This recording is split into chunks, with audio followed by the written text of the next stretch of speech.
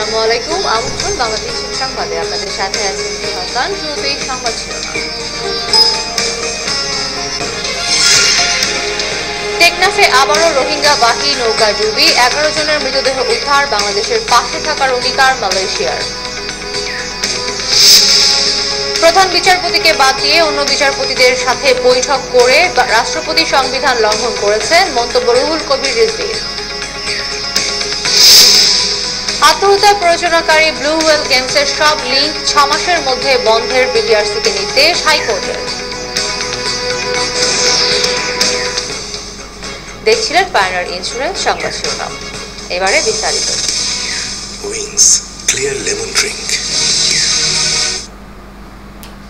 এবারে বিস্তারিত।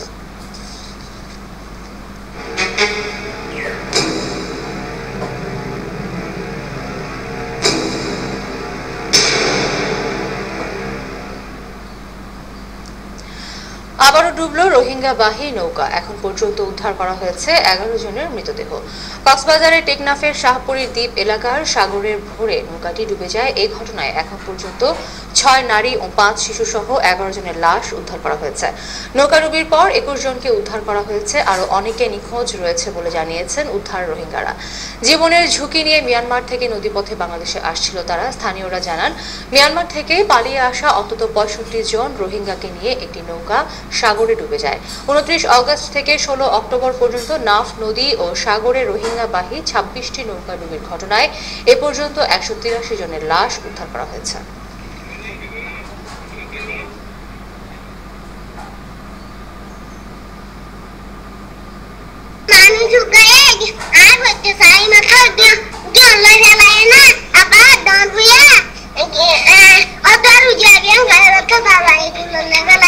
পাঁচজন মারা গেছে, পাঁচজন মায়া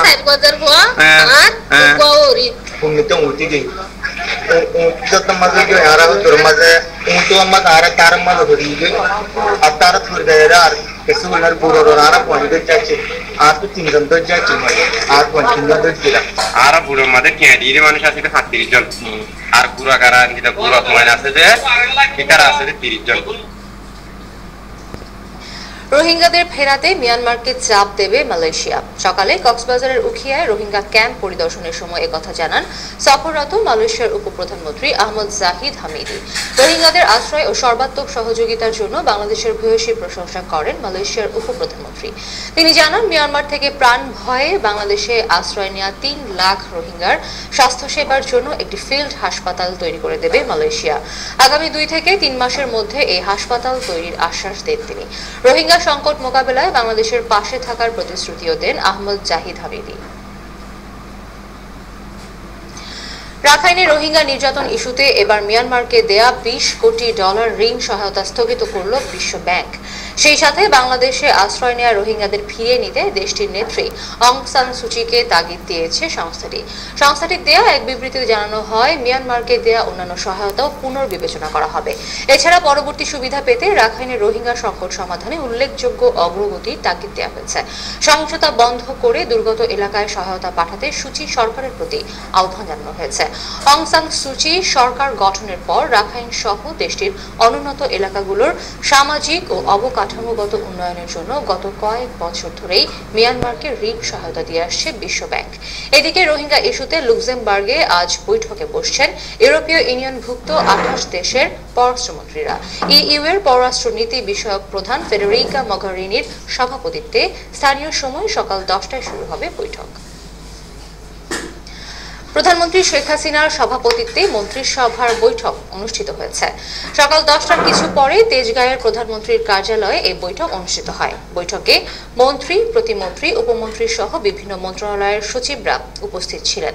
জাতিসংঘের সাধারণ পরিষদের অধিবেশনে যোগদান ও লন্ডনে 3 সপ্তাহের সফর শেষে দেশে ফেরার পর এটাই প্রথম মন্ত্রিসভার বৈঠক। প্রধান বিচারপতিকে বাদ দিয়ে আপিল বিভাগের অন্য বিচারপতিদের সাথে বৈঠক করে রাষ্ট্রপতি সংবিধান লঙ্ঘন করেছেন বলে মন্তব্য করেছেন বিএনপির সিনিয়র যুগ্ম মহাসচিব রুহুল কবির রিজভী। প্রধান বিচারপতির বিরুদ্ধে এত অভিযোগ দেশে থাকতে তোলা হলো না কেন তা নিয়েও প্রশ্ন তোলেন তিনি। নয়াপল্টনের কেন্দ্রীয় কার্যালয়ে সংবাদ সম্মেলনে রুহুল কবির রিজভী বলেন, একদিকে প্রধানমন্ত্রী অংশগ্রহণমূলক নির্বাচনের কথা বলছেন, অন্যদিকে বিরোধী দলের নেতাকর্মীদের নতুন নতুন মামলা দিয়ে হয়রানি করছে। যুবদল ও স্বেচ্ছাসেবক দলের সভাপতি ও সাধারণ সম্পাদক সহ নেতাকর্মীদের নামে নতুন করে মিথ্যে মামলা দেওয়ার তীব্র নিন্দা জানিয়ে অবিলম্বে তা প্রত্যাহারের দাবি জানান। বিএনপির সিনিয়র যুগ্ম মহাসচিব বলেন, প্রধান বিচারপতিকে নিয়ে সরকারি নাটকের শেষ হচ্ছে না। জনগণ কোনটি বিশ্বাস করবে, অসুস্থতার কারণে ছুটি নিয়ে বিদেশ যাওয়া নাকি তার বিরুদ্ধে আনা অভিযোগ? প্রধান বিচারপতির ওপর আরো বেশি চাপ প্রয়োগ করতেই নানা অভিযোগ আনা হয়েছে। প্রধান বিচারপতিকে বাদ দিয়ে আপিল বিভাগের অন্য বিচারপতিদের নিয়ে বৈঠক করে রাষ্ট্রপতিও সংবিধান লঙ্ঘন করেছেন। নিয়ম হলো, প্রধান বিচারপতির বিরুদ্ধে কোনো অভিযোগ উঠলে অভিযোগগুলো রাষ্ট্রপতি সুপ্রিম জুডিশিয়াল বিভাগে তদন্তের জন্য পাঠাবেন। রাষ্ট্রপতি এ ধরনের ব্যবস্থা না নিয়ে তিনি কেন আপিল বিভাগের অন্যান্য বিচারপতিদের নিয়ে বৈঠক করে অভিযোগ শোনালেন তা এখন আর মানুষের বুঝতে বাকি নেই। এতদিন এসব অভিযোগ তোলা হলো না কেন? প্রধান বিচারপতিকে ছুটিতে পাঠিয়ে দেশ ছাড়তে বাধ্য করার পর এখন চূড়ান্ত পদত্যাগ করাতেই হঠাৎ এসব অভিযোগ তোলা হয়েছে বলে জনগণ বিশ্বাস করে। অবাস্তব, অবান্তর ও সংবিধান বহির্ভূত প্রস্তাব রেখে নির্বাচনকে বাধাগ্রস্ত না করতে বিএনপির প্রতি আহ্বান জানিয়েছেন আওয়ামী লীগের প্রচার সম্পাদক হাসান মাহমুদ। জাতীয় প্রেস ক্লাবে স্বাধীনতা পরিষদের আলোচনায় তিনি এই আহ্বান জানান। নির্বাচন কমিশনের সংলাপে অংশ নেয়ায় বিএনপিকে অভিনন্দন জানান হাসান মাহমুদ। তিনি বলেন, প্রথমে প্রধান নির্বাচন কমিশনারকে মেনে না নিলেও রবিবার তার সাথে আলোচনায় অংশ নিয়েছে বিএনপি। সিইসির যোগ্যতা নিয়ে প্রশ্ন তুললেও আলোচনা শেষে খোশ মেজাজে বের হয়েছেন বিএনপি নেতারা। আওয়ামী লীগের প্রচার সম্পাদক জানান, সংসদ বহাল রেখেই নির্বাচনের পক্ষে তার দল। তিনি বলেন, নির্বাচনের সময় সেনাবাহিনীকে পুলিশি দায়িত্ব দেয়া হয়, এতে সেনাবাহিনীর মান মর্যাদা ক্ষুণ্ণ হয়। তাই বিএনপি সেনা মোতায়েনের দাবি জানালেও এর প্রয়োজন নেই বলেও মন্তব্য করেন হাসান মাহমুদ। কাল আপনারা সংলাপে গেছেন, সেজন্য অভিনন্দন জানাই। তবে অবাস্তব, অবান্তর, সংবিধান বহির্ভূত দাবি রেখে নির্বাচন প্রক্রিয়াকে বাধাগ্রস্ত করার চেষ্টা না করার জন্য একই সাথে অনুরোধ জানাই। আত্মহত্যার প্ররোচনাকারী বুলওয়েল গেমসের সব লিঙ্ক 6 মাসের মধ্যে বন্ধে বিটিআরসিকে নির্দেশ দিয়েছে হাইকোর্ট। বিচারপতি মাইনুল ইসলাম চৌধুরী ও বিচারপতি JBM হাসানের বেঞ্চ সোমবার এই আদেশ দেন। সম্প্রতি এই গেমসে আসক্ত হয়ে এক শিক্ষার্থীর মৃত্যুর ঘটনায় দায়ের করা রিটের প্রেক্ষিতে এই আদেশ দেন উচ্চ আদালত। এদিকে রাত 12টা থেকে ভোর 6টা পর্যন্ত মোবাইল ফোন অপারেটরদের রাত্রিকালীন বিশেষ ইন্টারনেট অফার 6 মাসের জন্য বন্ধের নির্দেশও দিয়েছে হাইকোর্ট। রাতের এই বিশেষ ইন্টারনেট অফার বন্ধের নির্দেশনা চেয়ে রবিবার রিট আবেদন করেন সুপ্রিম কোর্টের কয়েকজন আইনজীবী। এছাড়া অন্য এক রিটের শুনানির পর মিরপুরে বিহারীদের উচ্ছেদ অভিযান বন্ধে হাইকোর্টের দেয়া স্থিতাবস্থা বজায় রাখারও নির্দেশ দেওয়া হয়েছে। পাশাপাশি 14 ডিসেম্বরের মধ্যে রুলের নিষ্পত্তির আদেশও দেওয়া হয়েছে। জিয়াউর রহমানকে বহুদলীয় গণতন্ত্রের প্রবক্তা বলায় নির্বাচন কমিশনের সংলাপ বয়কট করেছে কৃষক শ্রমিক জনতা লীগ। 2.5 ঘন্টার বেশি সময় ধরে বৈঠকের পর দুপুরে 1:45 সংলাপ থেকে বেরিয়ে একথা জানান কৃষক শ্রমিক জনতা লীগের সভাপতি কাদের সিদ্দিকী।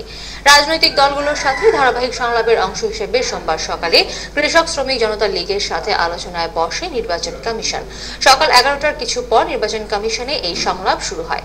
সভায় সভাপতিত্ব করেন প্রধান নির্বাচন কমিশনার KM নুরুল হুদা।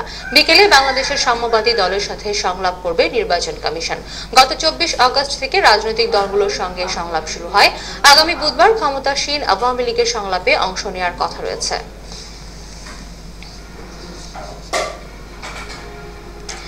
দর্শক, এ পর্যায়ে নিচ্ছি সিবিসি টাইলস সংবাদ বিরতি। সাথেই থাকুন, ফিরে এসে যা থাকছে।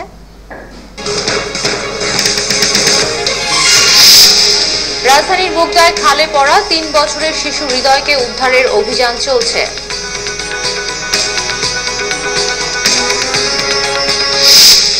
চাঁদপুরে নৈশ প্রহরীকে জবাই করে হত্যা। বাগেরহাটের র্যাবের গুলিতে বনদস্যু লিটন বাহিনীর সেকেন্ড ইন কমান্ড নিহত।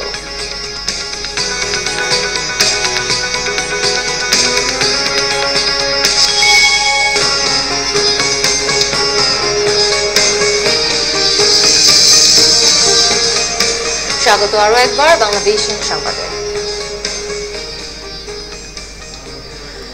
এখনো উদ্ধার হয়নি রাজধানীর মুগদায় খালে পড়ে যাওয়া ৩ বছরের শিশু হৃদয়। রবিবার বিকেল ৫টার দিকে বাঁশের সাঁকো পার হওয়ার সময় পা পিছলে পানিতে পড়ে ডুবে যায় হৃদয়। খবর পেয়ে উদ্ধার তৎপরতা শুরু করে পুলিশ ও ফায়ার সার্ভিসের ডুবুরি দল। প্রায় ২৫ ফুট গভীর খালটিতে ব্যাপক আবর্জনা থাকায় উদ্ধারে বেগ পেতে হয়। দীর্ঘক্ষণ চেষ্টার পর আলোর স্বল্পতার জন্য রাতে উদ্ধার তৎপরতা স্থগিত করা হয়।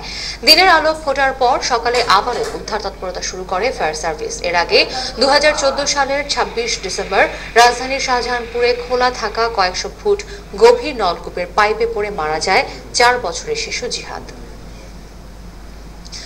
চাঁদপুরে একটি বহুতল ভবনের নৈশ প্রহরীকে জবাই করে হত্যা করেছে দুর্বৃত্তরা।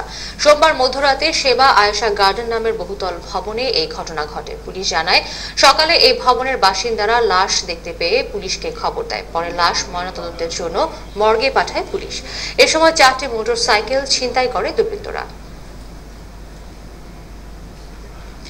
র্যাবের গুলিতে নিহত হয়েছে সুন্দরবনের বনদস্যু লিটন বাহিনীর সেকেন্ড ইন কমান্ড মোক্তার মোল্লা। বাগেরহাটের শরণখোলা রেঞ্জের শৈলা খালে এই ঘটনা হয়। ঘটনাস্থল থেকে উদ্ধার করা হয়েছে দেশি বিদেশি ২১টি অস্ত্র ও ৩৭ রাউন্ড গুলি। র্যাবের উপ অধিনায়ক সোহেল রানা জানান, সকালে অভিযানে গেলে বনদস্যুদের সাথে তাদের গুলি বিনিময় হয়। ঘণ্টাব্যাপী বন্দুকযুদ্ধের পর পিছু হটে দস্যুরা। পরে ঘটনাস্থল থেকে মোক্তার মোল্লার গুলিবিদ্ধ লাশ উদ্ধার করা হয়। আধিপত্য নিয়ে চট্টগ্রাম কলেজে ছাত্রলীগের ২ গ্রুপের দ্বিতীয় দিনের সংঘর্ষে আহত হয়েছে অন্তত ৬ জন। পুলিশ জানায়, কলেজে অনার্স প্রথম বর্ষে ভর্তি হওয়া শিক্ষার্থীদের নবীনবরণ নিয়ে বেলা ১১টায় ২ গ্রুপের সংঘর্ষে এই ঘটনা ঘটে। পরে পুলিশ লাঠিচার্জ করে পরিস্থিতি নিয়ন্ত্রণে আনে। এই ঘটনায় উভয় পক্ষের ৬ জন আহত হয়। রবিবারও কলেজ ক্যাম্পাসে ব্যানার লাগানো নিয়ে ছাত্রলীগের ২ পক্ষের সংঘর্ষ বাধে। এর জেরে আজও তারা সংঘর্ষে লিপ্ত হয় বলে জানায় পুলিশ। ২ দফা বন্যায় গাইবান্ধার ৭ উপজেলার বিভিন্ন স্থানে বন্যা নিয়ন্ত্রণ বাঁধ ভেঙে পানির প্রচণ্ড চাপে ক্ষতিগ্রস্ত হয়েছে ব্রিজ, কালভার্ট সহ কাঁচা পাকা রাস্তা। এতে যোগাযোগ ব্যবস্থা বিপর্যস্ত হওয়ায় চরম দুর্ভোগে কয়েক লাখ মানুষ। এবারের ২ দফা ভয়াবহ বন্যায় গাইবান্ধার ফুলছড়ি, সাঘাটা, সাদুল্লাপুর, পলাশবাড়ি, গোবিন্দগঞ্জ, সুন্দরগঞ্জ ও সদর উপজেলার ৬৯টি ইউনিয়ন ও একটি পৌরসভায় বিভিন্ন কাঁচা পাকা সড়ক ও ব্রিজ, কালভার্ট ভেঙে ব্যাপক ক্ষতি হয়েছে। এর মধ্যে ৮৩ কিলোমিটার পাকা রাস্তা ও ৮১৭ কিলোমিটার কাঁচা রাস্তা সহ ৪২ কিলোমিটার বন্যা নিয়ন্ত্রণ বাঁধ আংশিক ক্ষতিগ্রস্ত এবং ৭০০ মিটার বাঁধ সম্পূর্ণ ক্ষতিগ্রস্ত হয়েছে। বিধ্বস্ত হয়েছে ২৩টি ব্রিজ, কালভার্ট। সড়কের বিভিন্ন স্থানে ভরে গেছে খানাখন্দে। ভাঙা কত কাহিনী করে যাওয়া আগে আমরা স্কুলে যেতে পারি না, এবারেও বাড়ি যেতে পারি না। ক্ষতিগ্রস্ত রাস্তাঘাট, ব্রিজ, কালভার্টগুলো দ্রুত পুনর্নির্মাণ করা হলে এলাকার ক্ষতিগ্রস্ত মানুষ আবারও ঘুরে দাঁড়াতে পারবে আশা ভুক্তভোগীদের। বাসের হাত দিয়ে পার হয়ে আসি, অনেক কষ্ট করিয়ে। এই মনে করেন যখন স্রোত ছাড়ে মানুষ শুদ্ধে আমরা ভাসিয়ে যাই। গাড়ি ঘোড়াও যাওয়া পাচ্ছে না, যানবাহনও যাওয়া পাচ্ছে না। এখন তাড়াতাড়ি হবে সরকারের কাছে আবেদন, তাড়াতাড়ি রাস্তাটা আমাদের করে। এ ব্যাপারে সড়ক ও জনপথ বিভাগের নির্বাহী প্রকৌশলী জানান, আংশিকভাবে ক্ষতিগ্রস্ত অংশগুলো আমরা এখন অলরেডি কিন্তু মেরামত করে ফেলেছি এবং যান চলাচল সুষ্ঠু এবং স্বাভাবিকভাবে চলছে। এবং সম্পূর্ণভাবে যে ১১ কিলোমিটার সড়ক ক্ষতিগ্রস্ত হয়েছে, এই সড়কগুলো আমরা যান চলাচলের জন্য উপযোগী করে ফেলব। এবারের বন্যায় গাইবান্ধার ৭ উপজেলায় বিভিন্ন খাতে ক্ষতির পরিমাণ নির্ধারণ করা হয়েছে প্রায় ২৪০ কোটি ৩৬ লাখ ১১ হাজার টাকা। Bangla vision news desk.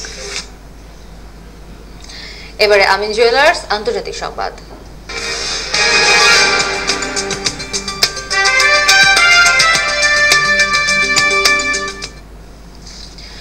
মিশরের সিনাই উপত্যকায় সন্ত্রাসীদের সাথে সেনাদের সংঘর্ষে অন্তত ৩০ জন নিহত হয়েছে, আহত অনেকে। রবিবার সিনাইয়ের উত্তরাঞ্চলে কয়েক দফা হামলা পাল্টা হামলায় এই হতাহতের ঘটনা ঘটে। নিহতদের মধ্যে ৬ সেনা ও ২৪ জন সন্ত্রাসী রয়েছে। আহত হয়েছে ২০ জন। হামলার দায় স্বীকার করেছে ইসলামিক স্টেট IS। শেখ জুয়েড শহরে এই হামলায় ভারী অস্ত্র ব্যবহার করে তারা। প্রতিহত করতে হেলিকপ্টার সহ শক্তিশালী সাঁজোয়া যান ব্যবহার করতে হয় সেনাদের। সংঘর্ষের পর শহরটিতে সন্ত্রাস বিরোধী অভিযান চলছে। সিনাইয়ে আইএস খেসা সন্ত্রাসীরা থেমে থেমে হামলা চালিয়ে আসছে। গত শুক্রবারও তাদের হামলায় নিহত হয়েছে 6 সেনা সদস্য। এবারে ক্লেমেন খেলা সংবাদ।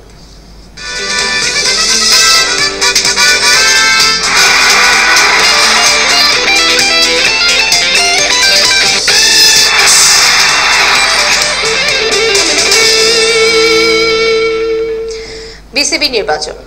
বাংলাদেশ ক্রিকেট বোর্ড বিসিবি নির্বাচনে খসড়া ভোটার তালিকায় নেই সাবের হোসেন চৌধুরীর নাম। এই মাসের শুরুর দিকে বিসিবির গঠনতন্ত্র নিয়ে প্রশ্ন তুলেছিলেন সাবেক বিসিবি সভাপতি। আজ 167 জনের নাম নিয়ে প্রকাশিত খসড়া ভোটার তালিকা কাল চূড়ান্ত করবে নির্বাচন কমিশন। মঙ্গলবার সকাল 11টা থেকে বেলা 2টা পর্যন্ত খসড়া ভোটার তালিকার ওপর আপত্তি গ্রহণ শুনানি শেষ করে বিকেল 5টায় নির্বাচন কমিশনের কার্যালয়ে চূড়ান্ত ভোটার তালিকা প্রকাশ করা হবে। 20 অক্টোবর মিরপুর স্টেডিয়ামে রিটার্নিং অফিসারের কার্যালয় থেকে সকাল 10টা থেকে বিকেল 4টা পর্যন্ত বিতরণ করা হবে মনোনয়নপত্র, যা 3 দিন পর 24 অক্টোবর দাখিল করতে পারবেন প্রার্থীরা। 25 অক্টোবর মনোনয়নপত্র বাছাই করে প্রার্থীদের পূর্ণাঙ্গ তালিকা প্রকাশ করার পর 28 অক্টোবর প্রধান নির্বাচন কমিশনারের কার্যালয়ে আপিল গ্রহণ ও শুনানি অনুষ্ঠিত হবে। 29 অক্টোবর সুযোগ থাকবে মনোনয়নপত্র প্রত্যাহারের। পরের দিন চূড়ান্ত প্রার্থী তালিকা প্রকাশের পর 31 অক্টোবর বিসিবির বোর্ড রুমে সকাল 10টা থেকে বিকেল 5টা পর্যন্ত চলবে ভোট গ্রহণ। ওই দিনই প্রাথমিক ফলাফল প্রকাশ করে 1 নভেম্বর বিকেল 3টায় চূড়ান্ত ফলাফল প্রকাশ করবে নির্বাচন কমিশন।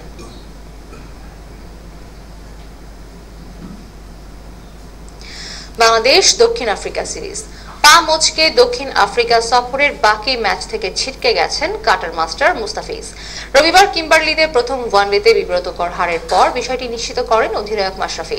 এই ম্যাচে সাকিব 17 রান পার হয়ে অলরাউন্ড নৈপুণ্যে নিজের করে নেন আরেকটি রেকর্ড। শনিবার কিম্বারলিতে অনুশীলনের সময় দুর্ঘটনার শিকার হন কাটার মাস্টার। পা মচকে যায় তার। পরের দিন এই মাঠে সিরিজের প্রথম ওয়ানডেতে খেলেননি বাঁ-হাতি পেসার।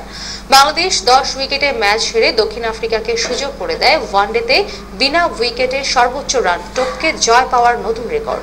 সোমবার কেপটাউনে স্ক্যান করানোর পর রিপোর্ট পেয়ে মুস্তাফিজের ছিটকে পড়ার আনুষ্ঠানিক ঘোষণা দেবে বাংলাদেশ টিম ম্যানেজমেন্ট। এদিকে কিম্বারলিতে সাকিব 29 করে আউট হওয়ার আগে ওয়ানডেতে সবচেয়ে কম 178 ম্যাচ খেলে পৌঁছান 5000 রান ও 200 উইকেটের মাইল ফলকে। 200 ম্যাচের নিচে এই ডাবলের কৃতিত্ব নেই আর কারো। 2015 সালে চট্টগ্রামে প্রোটিয়াদের বিপক্ষে 2000 রান ও 200 উইকেট মাইল ফলকে পৌঁছার দ্রুততম রেকর্ডটি করেছিলেন র্যাঙ্কিংয়ের এই শীর্ষ অলরাউন্ডার।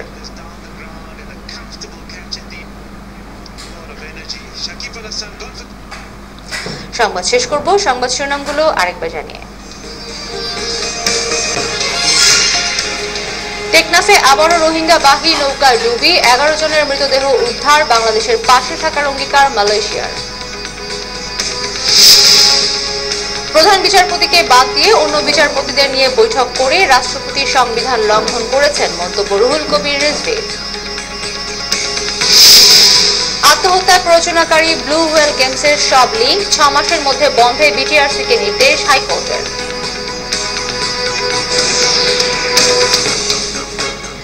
দর্শক, এই ছিল এখনকার মতো। পরবর্তী সংবাদ বিকেল 4টায়, এর আগে 3টায় রয়েছে নিউজ টপ 10 দেখার আমন্ত্রণ রইল। এছাড়া দেশ বিদেশের সর্বশেষ সংবাদ সবার আগে জানতে আপনার গ্রামীণ ফোন, বাংলা লিংক ও এয়ারটেল থেকে ডায়াল করুন 1616 নাম্বারে। এতক্ষণ সঙ্গে থাকায় ধন্যবাদ।